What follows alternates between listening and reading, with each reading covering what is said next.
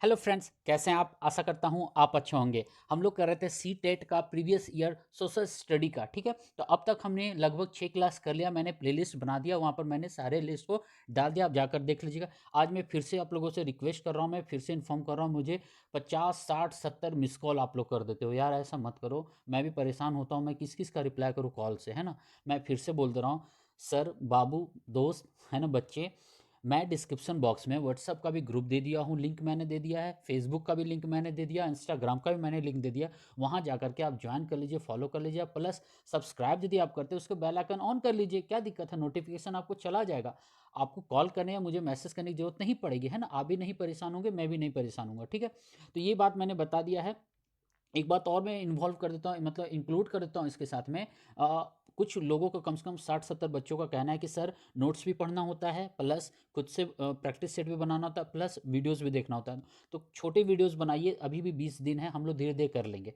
तो एक काम करता हूँ, मैं आपसे 3 पार्ट कर दूंगा, 20-20 क्वेश्चन करके कर दूंगा मैं। 60-60 क्वेश्चन रहते हैं, ठीक है? तो 20-20 क्वेश्चन कर दूँ, ये भी काफ़ी है। आप यदि घर में नोट्स भी पढ़ ही रहे हैं तब तो बेटर है ना, नोट्स तो ज़्यादा प्लस करता है, लेकिन प्रैक्टिस से प्रीवियस ईयर वो तो डबल बेनिफिशियल है ना आप लोगों के लिए, ठीक है? तो आज मैं आप लोगों के लिए लेके आया हूँ, बोलना पड़ता है, आप लोगों को समझाना पड़ता है, छोटे भाई जो बच्चे हो ना आप लोग, कोई ठीक है? ठीक है? तो आज मैं आप लोगों के लिए ले आया हूँ फरवरी 2014 सी टेट पेपर 2 का प्रैक्टिस सेट है, और मेरे पास जो बुकलेट नंबर, ये बुकलेट नंबर एम है। आप इसे जाकर के, यदि आपके पास होगा तो आप जाकर इसे मिला लीजिएगा, मैच कर लीजिएगा, ठीक है? तो चलिए मैं स्टार्ट करता हूं। तो मैं कुश कुमार स्वागत करता हूं आप लोगों का आप ही के इस यूट्यूब चैनल में, जिसका नाम है IQ अड्डा एंड इजी लर्निंग, ठीक है? तो फिर से मैं बता दे रहा हूँ, IQ अड्डा के नाम पर मैं फेसबुक पर भी मैंने ग्रुप बना दिया, इंस्टाग्राम पर कुश कुमार 8943 आप सर्च करेगा, मैं वहाँ मिल जाऊंगा। साथ में साथ डिस्क्रिप्शन बॉक्स में मैं व्हाट्सअप ग्रुप का लिंक भी मैंने दे दिया है। फिर से रिमेंबर कर रहा हूँ, आप प्लीज़ शेयर जरूर करिएगा। 20 दिन गिन के बचे में, 20-22 दिन, जितना भी हो सके शेयर करिए, उन लोगों तक पहुँचे जिसे खास ज़रूरत है लॉकडाउन के टाइम समय में, ठीक है? अभी भी लॉकडाउन क्यों? क्योंकि एजुकेशन के लिए आज भी लॉकडाउन ही है, कुछ खुला नहीं है, है ना? तो चलिए क्वेश्चन स्टार्ट करते हैं हम लोग। आज का सेशन क्या है, आगे हमारा क्वेश्चन यहाँ पर क्वेश्चन में 31 से, तो 20-20 क्वेश्चन मैं करूँगा, आसान हो जाएगा आप लोगों के लिए भी, ठीक है? तो आज का पहला क्वेश्चन क्या है, चलिए स्टार्ट करते हैं हम लोग यहाँ से। तो पहला क्वेश्चन क्या कहता है? कहता है यहाँ पर, आंध्र क्षेत्र में, एक बात मैं बता दूं, आज का प्रिंट जो है ना, पीडीएफ मुझे आप भेज दीजिए। मैं ग्रुप में, आप लोग ऐड ही हो चुके हैं, प्लीज़ मुझे पीडीएफ भेज दीजिए। यदि आपके पास है, कोई बुक में होगा प्रैक्टिस सेट प्रीवियस सेट का, वो क्लिक करके पीडीएफ बना के भेज दीजिए, ताकि मैं बना सकूँ। मैंने जो डाउनलोड करा है, ये 2-3 प्रैक्टिस सेट ठीक नहीं है, पूरा गंदे हैं, लेकिन क्या करूँ, जो है उसी से पढ़ाना है ना। चलिए ठीक है, कोई बात नहीं। तो क्वेश्चन पहला क्या कहता है? कहता है, आंध्र आंध्र क्षेत्र में वंदे मातरम आंदोलन को निम्नलिखित में से किस नाम से जाना जाता था? मतलब आंध्र प्रदेश का जो क्षेत्र था, वहां पर जो वंदे मातरम आंदोलन चला था, उसे किस नाम से जाना जाता था, ठीक है? तो 4 ऑप्शन है फिर उसी तरह। पहला ऑप्शन कहता है आपका असहयोग आंदोलन है, दूसरा कहता है स्वदेशी आंदोलन है, तीसरा कहता है सविनय अवज्ञा आंदोलन, चौथा कहता है खिलाफत आंदोलन। जल्दी से इसका आंसर बताइएगा। देखिए, एलिमिनेट करिएगा। सबसे पहले असहयोग आंदोलन आपको पता होगा, इसमें नहीं होगा, और खिलाफत आंदोलन भी नहीं होगा। 4 ऑप्शन में 2 ऑप्शन कैंसिल हो गया। आंसर दीजिएगा। पूरा वीडियो देखिएगा, स्किप मत करिएगा, क्योंकि बीच बीच में समझा देता हूँ, प्लस साथ में क्या करता हूँ, क्वेश्चन के अकॉर्डिंग कुछ एक्स्ट्रा टर्म आते हैं, वो भी मैं बताता हूँ। तो इसलिए स्किप मत करिए, पूरा वीडियो देखिएगा। इसे नहीं समझ आए तो दोबारा देखिएगा, पक्का समझ में आ जाएगा। तो इसका आंसर क्या जाएगा? इसका आंसर जाएगा ऑप्शन 2, स्वदेशी जाएगा। क्लियर है? लेकिन एक सवाल यहाँ पर इंक्लूड करना बनता है, ये कब हुआ था? तो ये कोई बता पाएंगे? देखिए, ये हुआ था 1930 में, याद रखिएगा। आंध्र प्रदेश जो आज तमिलनाडु, नहीं नहीं नहीं, तमिलनाडु नहीं, ठीक है, नहीं तमिलनाडु नहीं, ठीक है। उस समय उसमें आंध्र प्रदेश जो सेपरेट रीजन था, उस 1930 की बात है ये। एक राव नाम था, नरसिंह राव नाम था उनका, उन्हीं के नेतृत्व में ये आंदोलन चला था। क्लियर है? आगे चलते हैं। क्वेश्चन में 32 क्या कहता है? क्वेश्चन में 32 यहाँ पर लिखा हुआ है, निम्नलिखित में से किस विदुषी ने स्त्री और पुरुष के बीच सामाजिक अंतरों की आलोचना पर आधारित पुस्तक स्त्री पुरुष तुलना का लेखन किया था? अच्छा, मतलब एक स्त्री थी, जिन्होंने स्त्री पुरुष की जो सामाजिक भेदभाव को बेस मानते हुए एक पुस्तक लिखी थी उन्होंने। पुस्तक का नाम था स्त्री पुरुष तुलना। यहाँ किताब का नाम यहाँ पर लिखा हुआ, पुस्तक का नाम लिखा हुआ है स्त्री पुरुष तुलना, ठीक है? तो वो कौन थी वो स्त्री जो ये पुस्तक लिखी है? 4 ऑप्शन है। पहला है पंडित रमाबाई, दूसरा बेगम रोकैया रोकेया, और तीसरा कहता है ताराबाई सिंधे, और चौथा कहता है राज सुंदरी देवी। मैं थोड़ा सा जूम कर लेता हूँ, रुकिए। कटेगा कटेगा, कोई दिक्कत नहीं, नंबर कटेगा, कोई दिक्कत नहीं, क्वेश्चंस दिख जाने चाहिए, है ना? तो इसका आंसर क्या आ जाएगा, जल्दी से बताइए। तो देखिए, इसका आंसर जाएगा ताराबाई सिंधे। ताराबाई सिंधे ही थी जो मतलब स्त्री पुरुष के जो सामाजिक भेदभाव हैं उसको खत्म करने के लिए महिलाओं को आगे बढ़ाई, मोटिवेट किया उनको इस पर, एक पुस्तक भी लिखी, पुस्तक का नाम क्या था, ताराबाई सॉरी स्त्री पुरुष तुलना। एक बात याद रखिएगा, इनको ना ताराबाई को एक अलग नाम से जाना जाता है, मैं भूल रहा हूँ उसका नाम इनका, ठीक है। ये 19वीं शताब्दी की एक तरीके से महिला नारीवादी आंदोलन के एक आइकन बन के निकले थे। ये इतना सब टर्म याद रखिएगा, ठीक है। स्त्री पुरुष के जो सामाजिक भेदभाव था उनके आधार पर इन्होंने लिखा था। इनको कोई नाम से जाना जाता है, नहीं नहीं नहीं, इनको नहीं, पंडित रमाबाई को जाना जाता है, ठीक है। ऑप्शन में कंफ्यूज हो जाता है, कोई बात नहीं। क्वेश्चन नंबर 33 क्या कहता है, 33 कहता है 19वीं सदी में ईसाई मिशनरी ने भारत में क्रिश्चियन शिक्षा को क्यों लागू करना चाहा।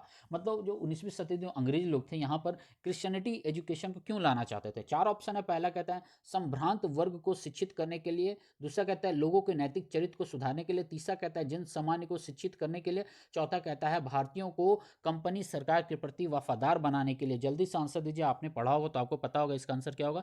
देखिए इसका आंसर होगा, वो लोगों को कहना था कि हम भारतीय ना गवार हैं, है ना, हमें कुछ नहीं आता, हम लड्डू हैं, जीरो हैं, हम सब, हम क्या बोलते हैं पूरा रूढ़िवादी हैं, हम लोग कंजर्वेटिव पॉइंट ऑफ व्यू वाले हैं। हमारा मतलब नेचुरल राइट हमें क्या है, हमें किस तरह जीना है, किस तरह पहनना है, हमें नहीं आता। हम क्या बोलते हैं अधलंगे रहते हैं, है ना, हम लोग आधे नंगे रहते हैं, ऐसा उन लोगों का कॉन्सेप्ट था। मतलब हमें नैतिकता नहीं थी, उनका ये कहना है। तो नैतिक बनाने के लिए वो ऐसा लाना चाहते थे, एजुकेशन रिफॉर्म्स करना चाहते थे, ठीक है। तो इसका आंसर पता चल गया, मैंने जो बताया। तो क्या कर चाहते थे, क्यों लाना चाहे थे वो, लोगों के नैतिक चरित्र को सुधारने के लिए। हाँ, उन लोगों का कहना था हम भारतीय बेवकूफ़ गधे हैं, उन लोगों का ये विचार था। खैर आगे बढ़ते हैं, बहस बाद में करें हम लोग, हैं। ठीक है, कहता है 19वीं सदी में ब्रिटेन के औद्योगिकरण के साथ निम्नलिखित में से कौन सा परिवर्तन हुआ। मतलब ब्रिटेन में 19वीं सदी में औद्योगिक क्रांति आपने पढ़ा होगा, टीजीटी का पीजीटी का फॉर्म डालते हैं तो औद्योगिक क्रांति जरूर आपने पढ़ा होगा। तो औद्योगिक क्रांति ब्रिटेन फेमस रहा है, नेपोलियन बोनापार्ट का चैप्टर आपने पढ़ा होगा, उसमें बहुत बड़ा रोल रहा उनका, ठीक है। तो 19वीं सदी में जब ब्रिटेन में औद्योगिकरण हुआ था तो उसका क्या प्रभाव या क्या परिवर्तन हमारे तरफ देखा गया था, उसी से संबंधित क्वेश्चन है। तो चार ऑप्शन है, पहला कहता है भारत ब्रिटिश उद्योग को कच्चे माल की आपूर्ति करने वाला प्रमुख देश बन गया। भाई ये पूर्ति करने वाला होगा या आपूर्ति करने वाला होगा, कैंसिल यही करते हैं, एलिमिनेट करेंगे। दूसरा कहता है भारत ने ब्रिटिश उद्योग को सस्ते मजदूर उपलब्ध कराए थे, हाँ ये तो बात सही है।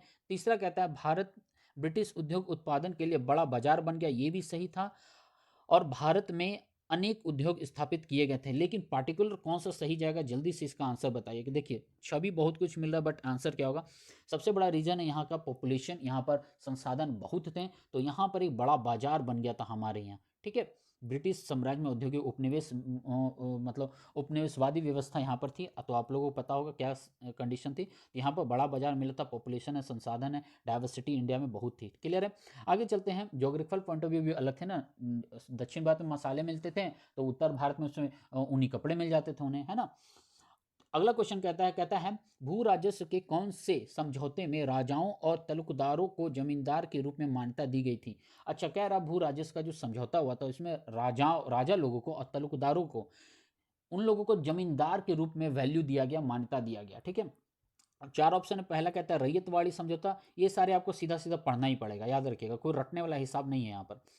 दूसरा कहता है महलवाड़ी समझौता, तीसरा कहता है स्थायी समझौता, चौथा कहता है पट्टीदारी समझौता। जल्दी से इसका आंसर बताइए, इसका आंसर क्या जाएगा। देखिए इसका आंसर होगा स्थायी समझौता जो था उसके उसी के अंतर्गत इन लोगों को, तलुकदारों और जमींदारों को राजाओं तलुकदारों को जमींदार बोला गया था। स्थायी समझौता उस समय हुआ था भू राजस्व में, ठीक है। आगे चलते क्वेश्चन में 36 क्या कहता है। क्वेश्चन में 36 कहता है बेगम हजरत महल ने अंग्रेजों के विरुद्ध विद्रोह भड़काने में निम्नलिखित में से किस नगर से सक्रिय भाग लिया।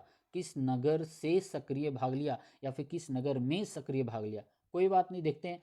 ऑप्शन है 4, कानपुर, लखनऊ, फैजाबाद और इलाहाबाद। जल्दी से आंसर बताए, लड्डू सा क्वेश्चन है, इसका क्या होगा जल्दी से बताइएगा आप लोग। बेगम हजरत महल, ठीक है, इनका ये किनकी वाइफ थी, वाजिद अली खान कहते हैं, वाइफ ऑफ वाजिद अली खान, है ना।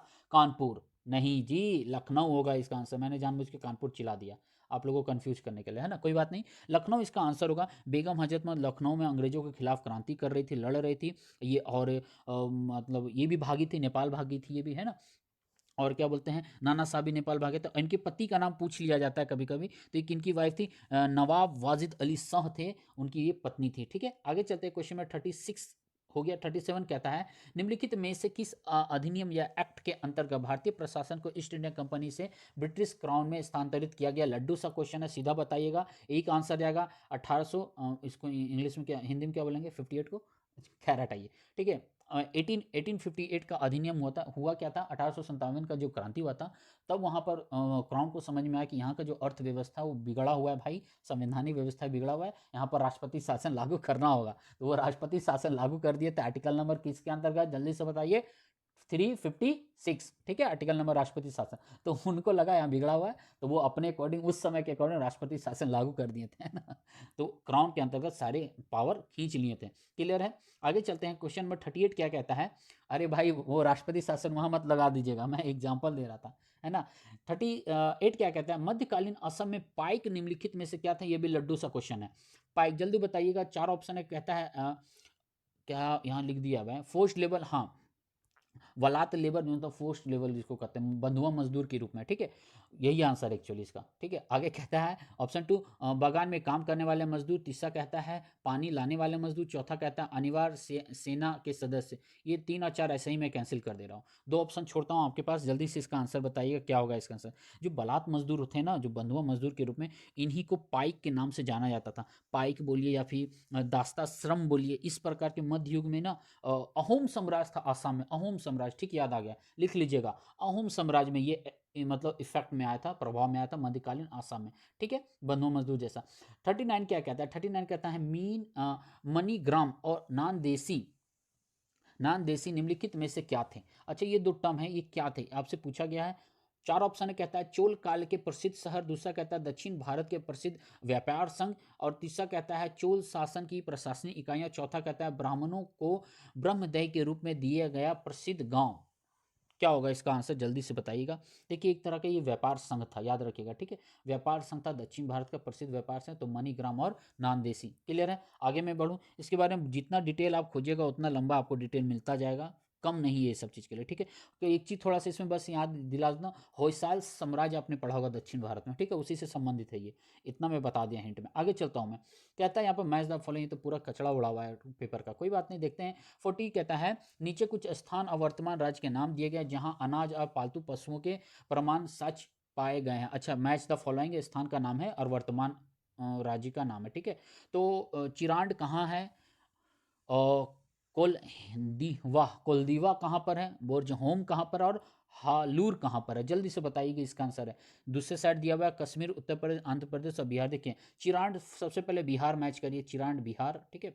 तो ए का एच जहाँ मिलेगा मार दीजिए, यहाँ है, आप बाकी इसका आंसर ढूंढ लीजिएगा, मिला लीजिएगा। बी का एफ जा रहा है, मतलब बी का एफ मतलब ये उत्तर प्रदेश, बुर्ज होम आपका जाएगा कश्मीर में, एकदम सही है। और हल्लूर जाएगा आंध्र प्रदेश में, डी जी का एकदम सही हो गया, ठीक है। तो ऑप्शन ए इसका सही आंसर है। आप लोग मैच करेगा, इसे रिमेंबर कर लीजिए। अरे ये तो गायब है पूरा, 41 का पूरा गायब है, कोई बात नहीं, हम लोग व्यवस्था करता हूँ मैं, इसे थोड़ा सा जूम आउट कर देता हूँ, इंग्लिश में पढ़ देता हूँ मैं, ठीक है। कहता है the river Ganga and Yamuna are named dash in the Rigveda.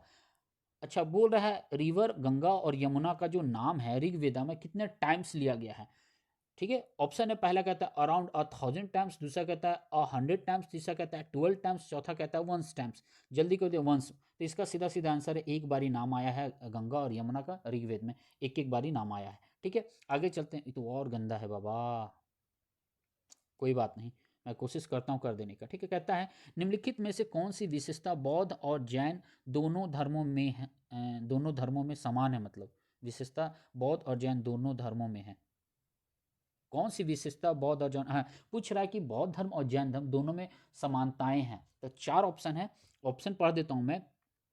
पहला कहता है केवल वही सच्चा ज्ञान प्राप्त कर सकते हैं जो घर त्याग देते हैं। दूसरा ऑप्शन कहता है इन दोनों धर्मों को मुख्यतः व्यापारियों का समर्थन प्राप्त था। ये भी तो बात सही था कहीं ना कहीं, नहीं, व्यापारियों का सिर्फ जैन का समर्थन था, सिर्फ जैन का, बौद्ध का नहीं था। तीसरा कहता है मुक्ति पाने के लिए मनुष्य को अपने वस्त्रों सहित सब कुछ त्यागना होता है, ऐसी बात नहीं बोला गया, ये भी कैंसिल है। चौथा कहता है अधिक पाने की निरंतर इच्छा को मध्यम मार्ग अपनाकर समाप्त किया जा सकता है। हाँ ये तो ठीक है, लेकिन विशेषता पूछेगा तो दोनों का मैं बोलूँ तो फोर्थ का भी तो ठीक ही जा रहा मध्यम मार्ग, लेकिन नहीं, मध्यम मार्ग पर ना, मिड पाथ पर ना जैन और बौद्ध तो अपना, लेकिन धम्म का कॉन्सेप्ट बौद्ध ने ज़्यादा दिया है, तो ये भी एलिमिनेट होगा। ऑप्शन एक बज रहा है केवल वही सच्चा ज्ञान प्राप्त कर सकता है जो घर त्याग कर दे। आई थिंक ये प्रीवियस ईयर मैंने कराया भी है 2012 का प्रैक्टिस सेट में आया हुआ है, ठीक है। रिपीट होते हैं क्वेश्चंस, ठीक है, याद रखिएगा। 43 क्या कहता है, निम्नलिखित में से किसने कहा था कि उच्च जातियों का उनकी भूमि पर कोई अधिकार नहीं है, क्योंकि वास्तव में भूमि का संबंध देशज लोगों से है, अर्थात तथाकथित निम्न जातियों से है। अच्छा, कौन ऐसे व्यक्ति थे जिन्होंने कहा था कि जो भूमि है उच्च जातियों से संबंध नहीं है उनका? भूमि उन्हीं का है जो निम्न जाति के हैं, तथाकथित हैं, देशज हैं, जो यहाँ के पार्टिकुलर निवासी हैं। किसने ये बात कहा था? चार ऑप्शन है, कहता है श्री नारायण गुरु, दूसरा कहता है हरिदास ठाकुर, तीसरा कहता है घासीदास, चौथा है ज्योतिराव फुल्ले। हाँ जी, आंसर मुझे मिल गया है। जल्दी से इसका आंसर बताइए, क्या होगा इसका आंसर? फटाफट बताइए क्या होगा इसका आंसर। इसका आंसर जाएगा आपका ज्योतिराव फुल्ले। उन्होंने ही बोला था ये बात कि ये जो भूमि है अमीरों का नहीं है, यहाँ के गरीबों का भूमि है, यहाँ के देसी लोगों का भूमि है, यहाँ के तथाकथित जो जाति हैं निवास करते हैं उन्हीं का ये भूमि है। ठीक है, आगे चलते क्वेश्चन नंबर 44 कहता है, शाहजहां द्वारा दीवाने आम बनवाने के संदर्भ में निम्नलिखित में से कौन सा कथन उपयुक्त है, मतलब सही है? चार ऑप्शन है, मैं फिर से बोल रहा हूँ, प्रैक्टिस सेट आपके पास साफ सुथरा है तो मुझे पीडीएफ बना करके भेज दीजिएगा, या फिर जो भी पीडीएफ आपके पास भेज दीजिए। इतने गंदे में पढ़ाने में बनता नहीं है, मन खुश नहीं होता है, कोई बात नहीं, देखते हैं। पहला कहता है ताजमहल का सफ़ेद संगमरमर शांति का प्रतीक है। दूसरा कहता है राजा का न्याय छोटे बड़ों को एक समान मानता है। तीसरा कहता है प्रजा में संतोष बेहतर शासन में सहायता करता है। चौथा कहता है अपराध की दर को नियंत्रित करना आवश्यक था। ये कैंसिल करता हूं मैं, और एक मिनट, ताजमहल और एक कैंसिल करता हूं, दो मैंने एलिमिनेट कर दिया। अब बताइए बाकी दो का आंसर क्या होगा। शाहजहां द्वारा दीवाने आम बनवाने के संदर्भ में निम्नलिखित में से कौन सा कथन उपयुक्त है? दो ऑप्शन है, एक, दो और तीन में कौन सा आंसर जल्दी होगा? देखिए, दीवाने आम मतलब उस दीवाने के पास जो जाएगा सब आम है, सब बराबर है ना? ऐसे याद मैंने किया था, आपको मैं बता दिया हूँ। मतलब तीसरा भी कैंसिल होकर के राजा का जो न्याय है छोटे हो या बड़ो हो सभी के लिए एक समान है। क्लियर है? दीवाने आम का विशेषता बता दिया मैंने, ठीक है। चलिए, 45 कहता है तमिलनाडु के चिंगलेपुट जिला में उत्तरामेरूर के शिलालेख में निर्धारित नियम के कारण निम्नलिखित में से कौन सभा के सदस्य नहीं बन सकते? मतलब तमिलनाडु में एक चिंगलेपुट जिला है, वहाँ पर एक शिलालेख है, शिलालेख का नाम है उत्तरामेरूर, ठीक है। अब उत्तरामेरूर में कुछ नियम्स लिखे गए, तो उसके सदस्य कौन नहीं हो सकते हैं, उस नियम के अंतर्गत सभा के सदस्य कौन नहीं हो सकते हैं? चार ऑप्शन है, कहता है 35 से 70 वर्ष की आयु के लोग, कैंसिल करता हूं मैं, एलिमिनेट करता हूं, ये नहीं था। दूसरा कहता है वेदों का ज्ञान रखने वाले लोग। तीसरा कहता है वे जिनके अपने घर थे। चौथा, वे जिन्होंने अपना हिसाब किताब नहीं दिया था। जल्दी से इसका आंसर बताइए, मैं एक एलिमिनेट कर दिया, तीन आपके लिए छोड़ दिया। इसका आंसर क्या जाएगा? वीडियो पॉज करके आंसर दीजिएगा, ठीक है। पसंद आ रहा है तो लाइक शेयर कमेंट दबा के करिएगा, शेयर दबा के करिएगा, याद रखिएगा आप लोगों के लिए मैं मेहनत करता हूँ, ठीक है। दम से दम शेयर करिएगा इसे, ठीक है। तो इसका आंसर जाएगा ऑप्शन 4, जिन्होंने हिसाब किताब अपना नहीं दिया, अपने धन संपत्ति का अपने ब्यौरा नहीं देता, उसे सभा का सदस्य नहीं बनने दिया जाता था। क्लियर? यहाँ से कुछ साफ है टेक्स्ट, है ना। कहता है 46 कहता है निम्नलिखित में से कौन सा तथ्य भारत के उत्तरी भागों में गांव प्रमुख है, मतलब ग्राम भोजक के विषय में सत्य नहीं है? मतलब उत्तर भारत में ग्राम भोजक थे, उसके बारे में कौन सा सेंटेंस, कौन सा वाक्य गलत है, वो हमें निकालना है। पहला कहता है वह प्राय बड़ा भूस्वामी होता था। दूसरा कहता है उसको पद विरासत में मिलता था। तीसरा कहता है राजा ने उसको कभी टैक्स एकत्रित करने के लिए प्रयोग नहीं किया। चौथा है प्राय उसके पास दास होते थे और वह भूमि पर खेती करने के लिए मजदूरों को लगाया करता था। जल्दी से इसका आंसर बताइए, क्या होगा इसका आंसर? जल्दी से बताइए। देखिए, इसका आंसर होगा ग्राम भोजक जो होते थे ना, उनको ना टैक्स के लिए इंक्लूड नहीं किया था। एक लाइन में याद रखें, ग्राम भोजक को टैक्स के लिए इंक्लूड नहीं किया था। अब ऐसा सेंटेंस कहाँ मिल रहा है? तीन में, ऑप्शन तीन में। देखिए, कह रहा है राजा ने उसको कभी टैक्स एकत्रित करने के लिए प्रयोग नहीं किया। यही बात है जो कि गलत है। समझ में आ गया? बात समझ में आ गया? गलत पूछा, नॉट पूछा यहाँ पर, इस पर ध्यान दीजिएगा। क्लियर है ना? तो ये बात कहना गलत है। ये कहाँ मैंने पढ़ा बताया था, मैंने इसे पढ़ा था Uttar Pradesh public service commission के क्वेश्चन में मैंने ये पढ़ा था, ठीक है। इसलिए मुझे याद है इसके बारे में। आगे कहता है, मुझे छींक आने आ रही है लगता है सॉरी, ठीक है। 47 क्या कहता है? 47 कहता है मृदा के कौन से गुण का निर्धारण जनक चट्टान करती है? जनक चट्टान मतलब समझिए चट्टानों का पिता, है ना, ठीक है। तो मृदा का कौन सा गुण का निर्धारण जनक चट्टानें करती है? तो ऑप्शन है, पहला कहता है अपक्षय की दर और खाद मिट्टी। दूसरा कहता है मृदा की मोटाई। तीसरा कहता है मृदा का जमाव, चौथा कहता है रासायनिक गुण और परागम्यता एवं संरचना। वाह रे बाबा, शुद्ध हिंदी में एकदम फंसा देता है ना। तो इसका आंसर क्या जाएगा, जल्दी से बताइए। देखिए इसका आंसर जाएगा 4 है, रासायनिक गुण, परागम्यता और संरचना, यही जाता है। जनक चट्टाने मतलब पैतृक चट्टान जिसे हम कहेंगे, पितृ चट्टान जिसे कहेंगे, जो इसके फादर होते हैं चट्टानों के, ठीक है, समझ में आ गया ना, इससे ही चट्टान कहते हैं, है ना। आगे मैं बढ़ूँ, चलिए आगे आगे चलते हैं हम लोग, ठीक है। 48 क्या कहता है, 48 क्या कहता है, 48 कहता है धरातल के निकट पाए जाने वाले खनिजों को साधारणतः खोद कर निकालने की प्रक्रिया को क्या कहते हैं। अच्छा, जो ऊपर का जो लेयर का जो मिनरल्स होता है उसको खोद करके जो निकालते हैं उस प्रोसेस को क्या कहते हैं।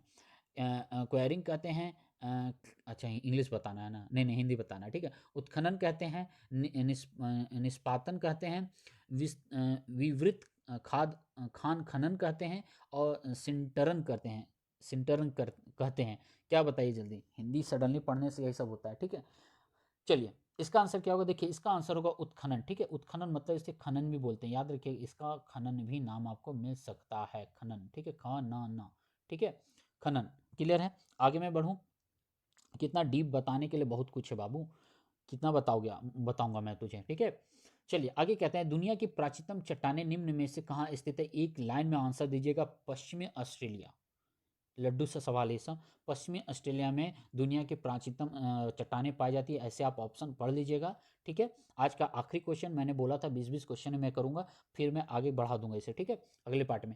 कहते हैं कच्चे माल को अधिक मूल्यवान उत्पाद में बदलने वाली क्रिया को क्या कहा जाता है। देखिए कह रहा है कि मान लीजिए कोई प्रोडक्ट है, कच्चा माल है, ठीक है, उसका मान लीजिए कोई सामान बना दिया गया, फिर वापस यदि उस पर कोई वर्क किया जाए किसी फैक्ट्री के द्वारा, तब उसे हम क्या कहेंगे, प्राथमिक क्रिया कहेंगे, द्वितीय क्रिया कहेंगे, तृतीय आर्थिक क्रिया कहेंगे, या तृतीय क्रिया कहेंगे। याद रखिएगा कच्चे माल को अधिक मूल्यवान उत्पाद बनाने वाली, कच्चे माल का उसका प्रोडक्ट ऐसा बनाओ कि मूल्यवान हो, अच्छे से बिक्री हो सके उसका, तो उस क्रिया को कौन से पैटर्न में आएंगे, तो सेकंड पैटर्न में आएंगे, सेकंड एक्टिविटी में आते हैं, सेकेंडरी क्रिया के अंतर्गत ये आते हैं। क्लियर है ना, बात समझ में आ गया ना। क्योंकि आपको पता होगा पहले उत्पादन लाते हैं कच्चा माल, उस पर डायरेक्ट हम काम यदि करते हैं, जैसे मान लीजिए धान है, धान को हमने साफ कर लिया, ठीक है, अब मैं फैक्ट्री में भेजा हूँ, तो साफ करने वाला प्रोसेस तो मेरा हो गया प्राथमिक के अंतर्गत, लेकिन जब फैक्ट्री के पास यदि वो चला गया तो वो प्रोडक्ट बना के लेके आया, वो गेहूं को पीस करके यदि बिस्किट बनाता है, तो वो सेकेंडरी मेथड में चला जाएगा। क्लियर है। आज तक इतना ही रखता हूं मैं, कल मैं फिर लेकर आऊंगा। उधर ईवीएस का मैंने आज स्टार्ट कर दिया, प्लेलिस्ट में बना दूंगा उसका भी, आप वहां जाकर के देखिएगा, ठीक है। फिर से रिक्वेस्ट कर रहा हूं, दबा के शेयर करिएगा, आप लोगों के लिए काम करता हूं, और लाइक कमेंट करिएगा भाई, कुछ भी गलत हो, कुछ भी प्रॉब्लम हो वहां पूछे, मुझे कॉल इतना मत करिए, ठीक है। मैं भी परेशान होता हूँ, इधर भी पढ़ाना होता है, खुद भी पढ़ना होता है, टीचर हूँ, आपको पता होगा, पढ़ना पढ़ाना सब साथ चलता है ना। चलिए फिर इतना ही अभी रखते हैं। Thank you very much. घर पे रहिएगा, सुरक्षित रहिए, बड़ों से आशीर्वाद लेते रहिए, छोटों को खूब सारा प्यार दीजिएगा, ठीक है। चलिए फिर मिलता हूं मैं, थैंक यू वेरी मच।